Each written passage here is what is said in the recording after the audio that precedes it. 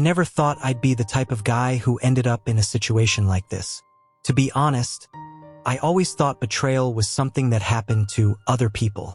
You hear about it in stories or see it in movies, but when it's your own life, it feels like the floor's been ripped out from under you. My name's Jacob, and until a few months ago, I thought I had my life pretty much figured out. I was dating Olivia for almost 2 years. She wasn't just my girlfriend. She was my best friend, my partner in crime, the one person I thought I could lean on no matter what. I did everything I could to make her happy. Surprise dates, small gifts, even helping her study late at night when she felt stressed. And then, of course, there was my brother, Sam. Sam and I had always been close. He's only a year older than me, and growing up, we did everything together: sports, video games, even working summer jobs side by side.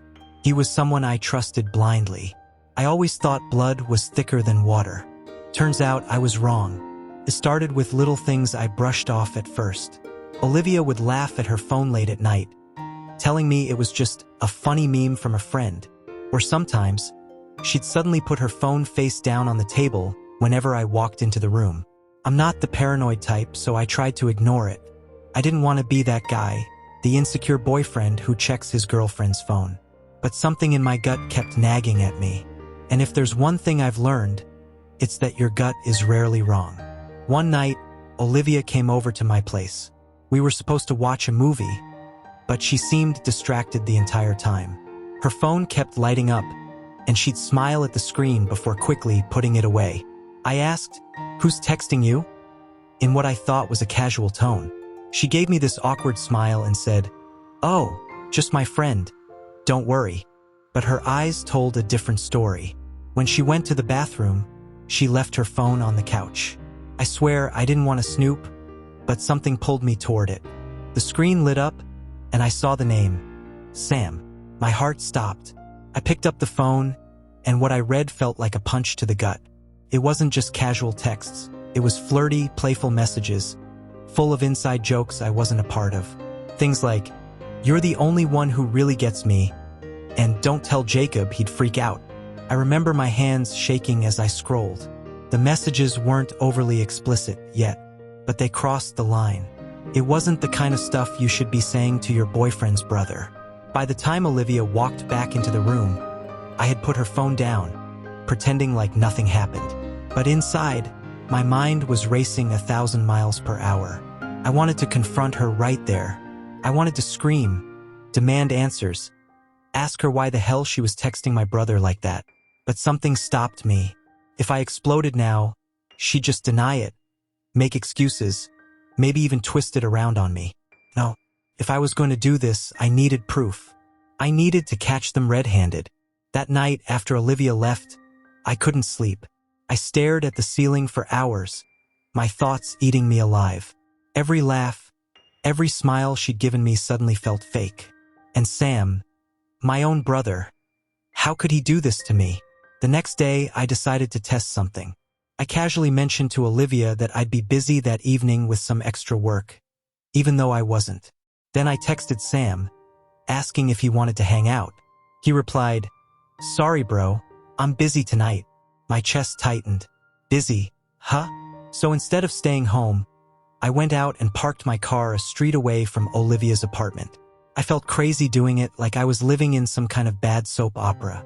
But when you suspect betrayal, you'll do things you never thought you would. Sure enough, a little after 8 p.m., I saw him. Sam's car pulled up right in front of her building. He didn't even try to hide it. And then Olivia walked out. She was dressed up, smiling in a way I hadn't seen in weeks.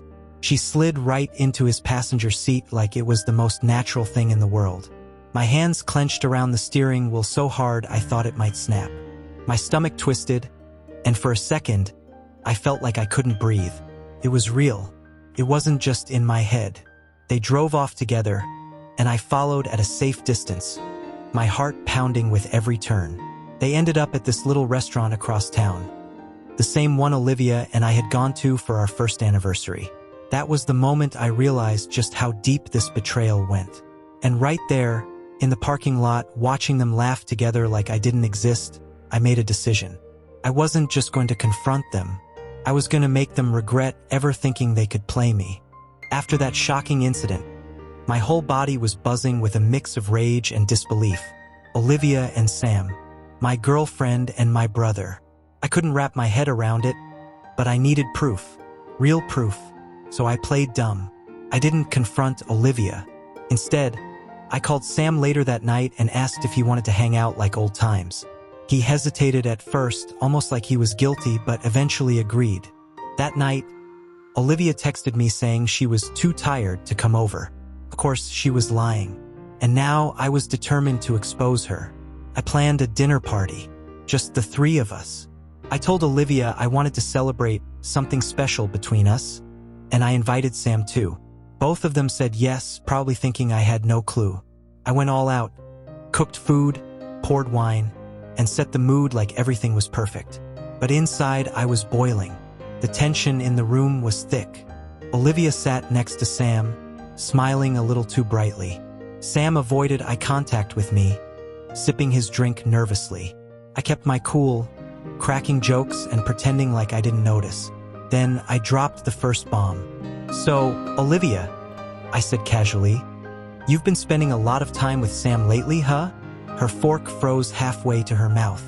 "Oh, just helping him with some stuff," she said, glancing quickly at Sam. Sam cleared his throat. "Yeah, just, work things." Work things? Neither of them had jobs that involved each other. My suspicion turned into certainty. I leaned back and smiled, acting clueless. "That's great. I'm really glad my brother and my girlfriend get along so well." Their shoulders relaxed a little, thinking I was buying their nonsense. But then I pulled out my phone and placed it on the table. The screen lit up with the call log. I didn't say a word, just let the silence fill the room. Olivia's face went pale. Sam shifted uncomfortably in his chair. "You two want to explain," I said slowly, "why my girlfriend calls my brother more than she calls me?" The air turned ice cold.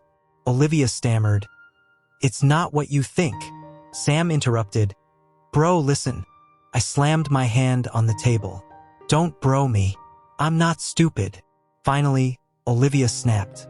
"Fine. You want the truth? You're just boring, okay? You don't have what Sam has. He's confident, he's successful, he's fun. And I wanted more than what you could give me." The words cut like a knife. Sam looked down, ashamed. For once, he didn't try to defend himself. "You both disgust me," I said, my voice trembling with anger. "I gave everything to this relationship. I trusted you both. And this is what I get." I stood up and pushed my chair back. Olivia tried to grab my hand, tears welling in her eyes. "Wait, please, let's talk about this." But I pulled away. There's nothing left to say. Sam finally spoke, his voice low. "Man, I didn't mean for it to happen this way." I turned and looked at him with pure rage. "You didn't mean it? You betrayed your brother. Don't ever talk to me again." And with that, I walked out, leaving them both stunned and speechless at the table. As I walked away, my anger started turning into something else. Calm. Because I realized something important. They thought they had played me, but this game wasn't over. In fact, it had just begun. I didn't sleep that night. I kept replaying Olivia's words in my head. "You're boring. Sam's better than you." It hurt. Yeah, but the more I thought about it, the more a dangerous plan started forming in my head. Because Olivia didn't realize one thing about me. I never lose. The next day, I called Olivia, my voice calm, almost sweet. "Hey, about last night, I overreacted. Can we talk?" She hesitated, then agreed. And just like that, I was back in her good graces. When I met her, I pretended to be sorry. Told her I just wanted us to be happy again. She smiled, relieved, and hugged me tight. She thought she had me wrapped around her finger again. But what she didn't know was that I was recording everything. Every lie, every excuse, every fake apology. Proof. Meanwhile, I reached out to Sam. I told him I forgave him, that I didn't want to lose our relation over a stupid mistake. He bought it instantly. The guilt made him desperate for my forgiveness. And I used that desperation. I convinced him to invite me back into his world, the parties, the business deals, the inner circle. What he didn't realize was that I was watching, listening, collecting. Every shady deal, every reckless move, every secret he thought nobody knew. Within a week, Olivia was texting me like nothing ever happened. She'd sneak out to see me, acting like she still loved me. At the same time, she was clinging to Sam for his money. Disgusting, but perfect, because now I had them both exactly where I wanted them. One night, I looked at myself in the mirror and whispered, "They think they won, but they have no idea the storm that's coming." My revenge wasn't going to be loud. It wasn't going to be violent. It was going to be smart, surgical. By the time I was done, Sam would lose everything he valued. And Olivia, she would finally see what it feels like to be used. And the best part? They wouldn't even see it coming. My parents had organized a big dinner at our house. A tradition where family, close friends, and even some of my brother Sam's work colleagues came together. It was supposed to be warm, celebratory, and perfect. But I knew tonight perfection would shatter, because I had proof. The room was lively at first. Laughter, clinking glasses, small talk about work and vacations. Sam sat at the head of the table, charming his colleagues as always. Olivia was there too, smiling like she belonged. I watched them, calm on the outside, but waiting. Halfway through dinner, I set down my fork and said, "There's something important I need to share tonight. It concerns Olivia and Sam." The chatter died instantly. My mother gave me a worried look. My father raised an eyebrow. Sam froze mid-laugh, while Olivia's smile dropped. I placed my phone on the table and pressed play. Olivia's voice filled the room. "He doesn't even notice. I'm just using him." Then Sam's voice followed. "Smug. Relax. He's too loyal. He'll never suspect a thing." Gasps spread around the table. My mother covered her mouth. My father's jaw tightened, and Sam's colleagues looked at him in disbelief. But I wasn't finished. I swiped again, pulling up another recording. This one from a late-night phone call I'd overheard. Sam's voice. "No, keep the invoices off the books. The clients don't need to know how much we're pocketing." This time it wasn't just family reacting, it was his colleagues. One of them muttered, "Are you kidding me?" Another leaned back, shaking his head. His boss stared at him, face pale with anger. Olivia tried to defend herself. "That's out of context. You don't understand." But my mom cut her off sharply. "Enough. You've disrespected our son, our family, and you sat here at our table lying to all of us." Sam, on the other hand, was unraveling. He tried to laugh it off, but his colleagues weren't buying it. His boss finally spoke, voice low and firm. "Sam, we'll be having a serious conversation at the office. Don't expect it to end well." The man who once thrived on respect and admiration was crumbling in front of everyone. Olivia stormed out, red-faced and humiliated. Sam stayed seated, silent, drowning in shame as whispers filled the room. His colleagues left early, shaking their heads. The career he built on lies was collapsing, and the family he betrayed now saw him for who he really was. For once, I wasn't the fool. As people began clearing their plates, my father put a hand on my shoulder. "You did the right thing," he said quietly. And my mother added, "The truth always comes out. You stood up for yourself, and for this family." Olivia lost her mask.